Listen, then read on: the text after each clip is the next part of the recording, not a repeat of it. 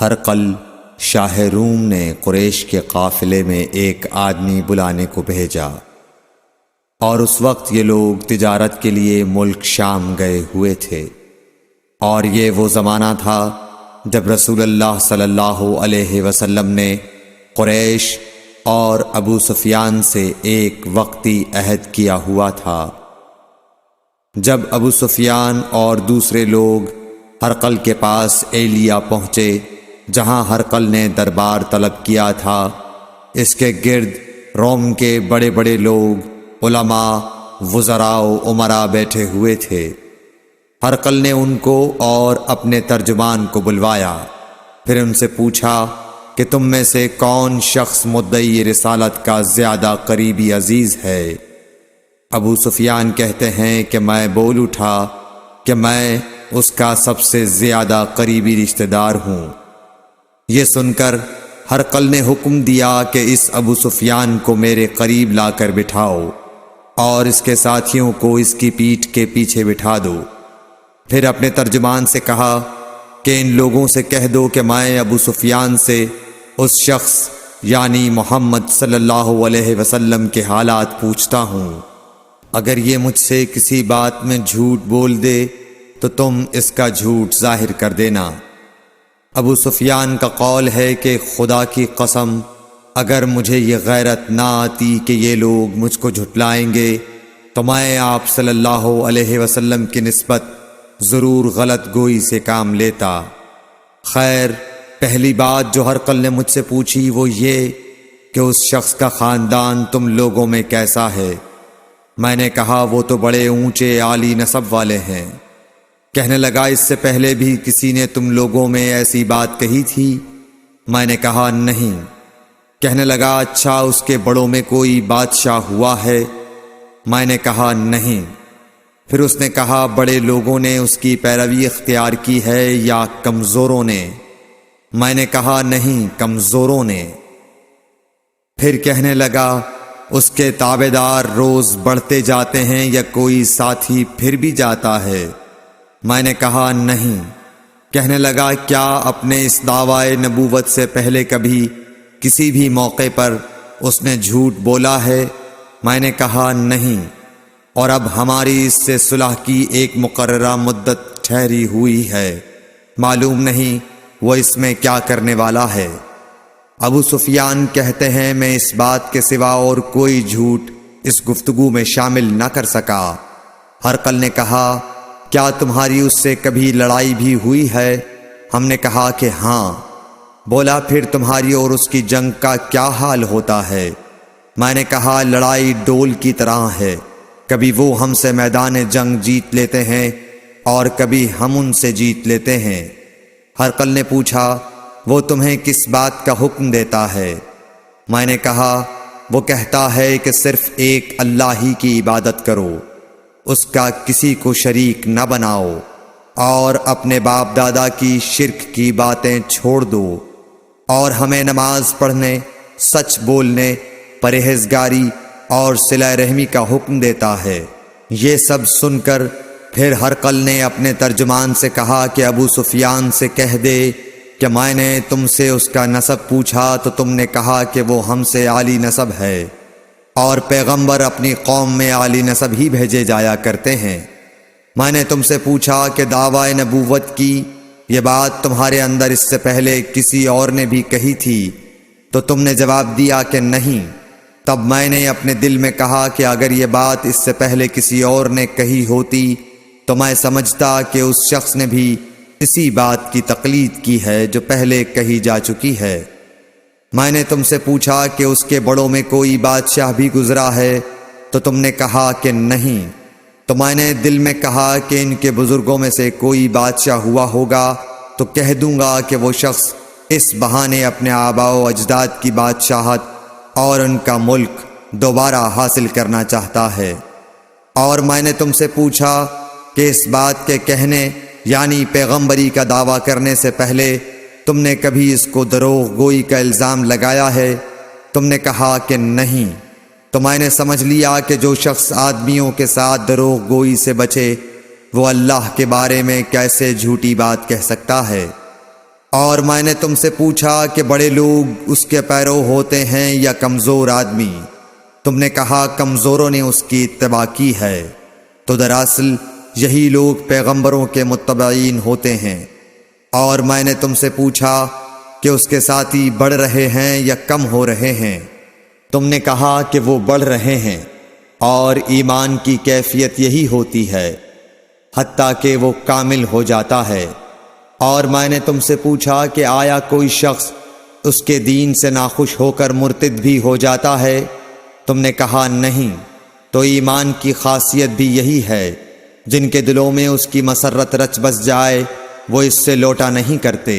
اور میں نے تم سے پوچھا کہ آیا وہ کبھی عہد شکنی کرتے ہیں؟ تم نے کہا نہیں۔ پیغمبروں کا یہی حال ہوتا ہے، وہ عہد کی خلاف ورزی نہیں کرتے۔ اور میں نے تم سے کہا کہ وہ تم سے کس چیز کے لیے کہتے ہیں؟ تم نے کہا کہ وہ ہمیں حکم دیتے ہیں کہ اللہ کی عبادت کرو، اس کے ساتھ کسی کو شریک نہ ٹھہراؤ، اور تمہیں بتوں کی پرستش سے روکتے ہیں، سچ بولنے اور پرہیزگاری کا حکم دیتے ہیں۔ لہٰذا اگر یہ باتیں جو تم کہہ رہے ہو سچ ہیں تو ان قریب وہ اس جگہ کا مالک ہو جائے گا کہ جہاں میرے یہ دونوں پاؤں ہیں۔ مجھے معلوم تھا کہ وہ پیغمبر آنے والا ہے، مگر مجھے یہ معلوم نہیں تھا کہ وہ تمہارے اندر ہوگا۔ اگر میں جانتا کہ اس تک پہنچ سکوں گا تو اس سے ملنے کے لیے ہر تکلیف گوارا کرتا۔ اگر میں اس کے پاس ہوتا تو اس کے پاؤں دھوتا۔ ہرقل نے رسول اللہ صلی اللہ علیہ وسلم کا وہ خط منگایا جو آپ نے وحیہ کلبی رضی اللہ تعالیٰ عنہ کے ذریعے حاکم بصرہ کے پاس بھیجا تھا، اور اس نے وہ ہرقل کے پاس بھیج دیا تھا۔ پھر اس کو پڑھا تو اس میں لکھا تھا، اللہ کے نام کے ساتھ جو نہایت مہربان اور رحم والا ہے۔ اللہ کے بندے اور اس کے پیغمبر محمد صلی اللہ علیہ وسلم کی طرف سے یہ خط ہے شاہ روم کے لیے۔ اس شخص پر سلام ہو جو ہدایت کی پیروی کرے۔ اس کے بعد میں آپ کے سامنے دعوت اسلام پیش کرتا ہوں۔ اگر آپ اسلام لے آئیں گے تو دین و دنیا میں سلامتی نصیب ہوگی، اللہ آپ کو دوہرا ثواب دے گا۔ اور اگر آپ میری دعوت سے روگردانی کریں گے تو آپ کی رعایا کا گناہ بھی آپ ہی پر ہوگا۔ اور اے اہل کتاب، ایک ایسی بات پر آ جاؤ جو ہمارے اور تمہارے درمیان یکساں ہے، وہ یہ کہ ہم اللہ کے سوا کسی کی عبادت نہ کریں اور کسی کو اس کا شریک نہ ٹھہرائیں، اور نہ ہم میں سے کوئی کسی کو خدا کے سوا اپنا رب بنائے۔ پھر اگر وہ اہل کتاب اس کتاب سے منہ پھیر لیں تو مسلمانوں، تم ان سے کہہ دو کہ تم مانو یا نہ مانو، ہم ایک خدا کے اطاعت گزار ہیں۔ ابو سفیان کہتے ہیں، جب ہرقل نے جو کچھ کہنا تھا کہہ دیا اور خط پڑھ کر فارغ ہوا تو اس کے ارد گرد بہت شور و غوغا ہوا، بہت سی آوازیں اٹھیں اور ہمیں باہر نکال دیا گیا۔ تب میں نے اپنے ساتھیوں سے کہا کہ ابو کبشہ کے بیٹے حضرت صلی اللہ علیہ وسلم کا معاملہ تو بہت بڑھ گیا۔ دیکھو تو اس سے بنی اصفر روم کا بادشاہ بھی ڈرتا ہے۔ مجھے اس وقت سے اس بات کا یقین ہو گیا کہ حضور صلی اللہ علیہ وسلم ان قریب غالب ہو کر رہیں گے، حتیٰ کہ اللہ نے مجھے مسلمان کر دیا۔ راوی کا بیان ہے کہ ابن ناطور ایلیا کا حاکم ہرقل کا مصاحب اور شام کے نصارہ کا لاٹ پادری بیان کرتا تھا کہ ہرقل جب ایلیا آیا ایک دن صبح کو پریشان اٹھا تو اس کے درباریوں نے دریافت کیا کہ آج ہم آپ کی حالت بدلی ہوئی پاتے ہیں، کیا وجہ ہے؟ ابن ناطور کا بیان ہے کہ ہرقل نجومی تھا، علم نجوم میں وہ پوری مہارت رکھتا تھا۔ اس نے اپنے ہم نشینوں کو بتایا کہ میں نے آج رات ستاروں پر نظر ڈالی تو دیکھا کہ ختنہ کرنے والوں کا بادشاہ ہمارے ملک پر غالب آ گیا ہے۔ بھلا اس زمانے میں کون لوگ ختنہ کرتے ہیں؟ انہوں نے کہا کہ یہود کے سوا کوئی ختنہ نہیں کرتا، سو ان کی وجہ سے پریشان نہ ہوں۔ سلطنت کے تمام شہروں میں یہ حکم لکھ بھیجیے کہ وہاں جتنے یہودی ہوں سب قتل کر دیے جائیں۔ وہ لوگ انہی باتوں میں مشغول تھے کہ ہرقل کے پاس ایک آدمی لایا گیا جسے شاہ غسان نے بھیجا تھا۔ اس نے رسول اللہ صلی اللہ علیہ وسلم کے حالات بیان کیے۔ جب ہرقل نے سارے حالات سن لیے تو کہا کہ جا کر دیکھو وہ ختنہ کیے ہوئے ہے یا نہیں۔ انہوں نے اسے دیکھا تو بتلایا کہ وہ ختنہ کیا ہوا ہے۔ ہرقل نے جب اس شخص سے عرب کے بارے میں پوچھا تو اس نے بتلایا کہ وہ ختنہ کرتے ہیں۔ تب ہرقل نے کہا کہ یہی محمد صلی اللہ علیہ وسلم اس امت کے بادشاہ ہیں جو پیدا ہو چکے ہیں۔ پھر اس نے اپنے ایک دوست کو رومیہ خط لکھا اور وہ بھی علم نجوم میں ہرقل کی طرح ماہر تھا۔ پھر وہاں سے ہرقل حمص چلا گیا۔ ابھی حمص سے نکلا نہیں تھا کہ اس کے دوست کا خط اس کے جواب میں آ گیا۔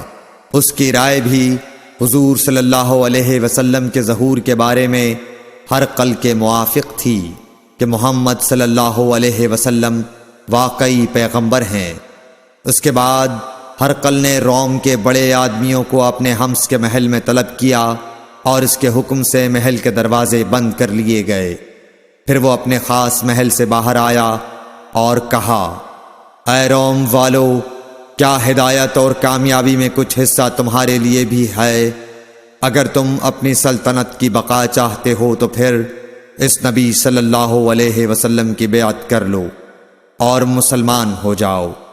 یہ سننا تھا کہ پھر لوگ وحشی گدھوں کی طرح دروازوں کی طرف دوڑے مگر انہیں بند پایا۔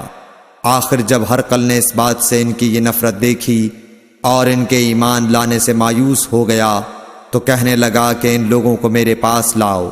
جب وہ دوبارہ آئے تو اس نے کہا، میں نے جو بات کہی تھی اس سے تمہاری دینی پختگی کی آزمائش مقصود تھی، سو وہ میں نے دیکھ لی۔ تب یہ بات سن کر وہ سب کے سب اس کے سامنے سجدے میں گر پڑے اور اس سے خوش ہو گئے۔ بالآخر ہرقل کی آخری حالت یہی رہی۔ صحیح بخاری حدیث نمبر 7۔